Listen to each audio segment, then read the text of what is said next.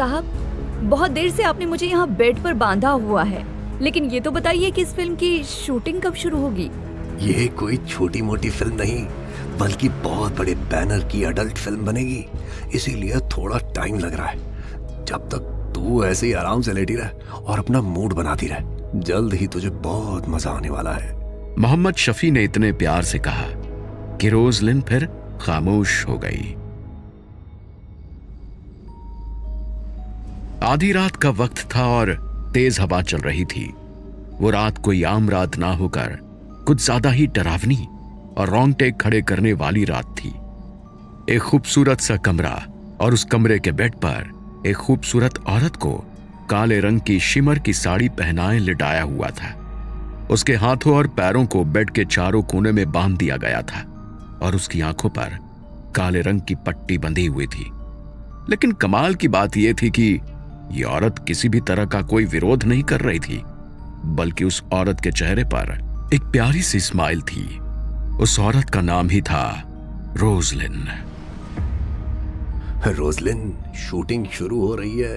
अब तू भी पूरी कोशिश करना कि एक ही बार में ये पूरा सीन निपट जाए। तू बस इसे शूटिंग मत समझना, बल्कि तू ये समझ कि तू सच में किसी के करीब आ रही है, तभी ये सीन नेचुरल और रोमांटिक बनेगा। इतना कहने के बाद मोहम्मद शफी रोजलिन के करीब आने लगा और रोजलिन उसका काफी प्यार से साथ देने लगी। रोजलिन इस वक्त साड़ी में बेहद प्यारी लग रही थी और फिर सबसे पहले मोहम्मद शफी ने उसकी साड़ी का पल्लू हटा दिया, जिससे रोजलिन को थोड़ी घबराहट होने लगी, क्योंकि यह काम उसके लिए बिल्कुल नया था। घबराओ मत मेरी जान, आज मैं तुम्हें इतना मजा दूंगा जितना तुमने कभी सोचा भी नहीं होगा। बस तुम मेरा साथ देती रहना। जी साहब, जैसा आप कहेंगे वैसा ही होगा। उसके बाद बहुत जल्द ही मोहम्मद शफी ने रोजलिन के साथ संबंध बना लिए और उसके कपड़े रूम में इधर उधर फैल गए। अब तक तो सब ठीक जा रहा था और रोजलिन को यह सब शूटिंग का ही हिस्सा लग रहा था, लेकिन अब अचानक ही रोजलिन के कानों में कुछ मंत्रों की आवाजें पड़ी, जिसे सुनकर रोजलिन काफी ज्यादा घबरा गई और फिर वो छूटने के लिए छटपटाने लगी। साहब, ये मंत्रों की आवाज कैसी है? अब तो सीन पूरा शूट हो गया ना, तो आप मेरे हाथ पैर क्यों नहीं खोल रहे? घबरा क्यों रही है पगली? अभी थोड़े से सीन बाकी हैं, जिसमें अब मैं एक तांत्रिक का रोल निभाऊंगा और तुझ पर काला जादू करके तुझे अपने वश में करूंगा। फिर उसके बाद तेरे और मेरे और भी कई सीन फिल्माए जाएंगे, तभी तो बनेगी ना पूरी फिल्म। पक्का यही बात है ना? हाँ, यही बात है। इसके अलावा और क्या बात हो सकती है? अब तुझे अपने 10 लाख शूटिंग के चाहिए हो तो आराम से शूटिंग करने दो। 10 लाख के बारे में सुनते ही रोजलिन खामोश हो गई और मोहम्मद शफी मंत्र पढ़ना जारी रखता है। उसके कुछ देर बाद कुछ ऐसी आवाजें आने लगी जिससे रोजलिन की घबराहट अब और भी ज्यादा बढ़ने लगी। आप दोनों आगे आइए और उसके माथे पर ये भस्म लगाइए। ये किसे बुला रहे हैं आप? और ये सब क्या हो रहा है? मुझे ये शूटिंग तो नहीं लग रही है।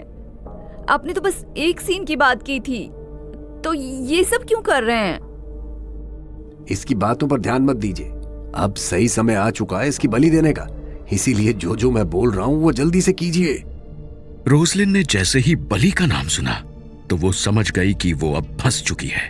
उसे यहां पर किसी अडल्ट फिल्म की शूटिंग के लिए नहीं, बल्कि बलि के लिए लाया गया है। अब वो बुरी तरह से रोने लगी और मदद के लिए चिल्लाने लगी। तू ऐसे नहीं मानेगी, लगता है तेरा मुंह बंद करना पड़ेगा।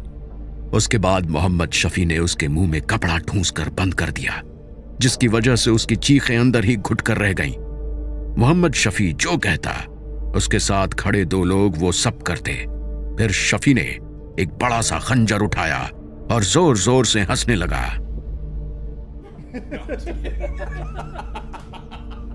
यही सही समय है इस औरत की बलि देने का और अपने काम को पूरा करने का।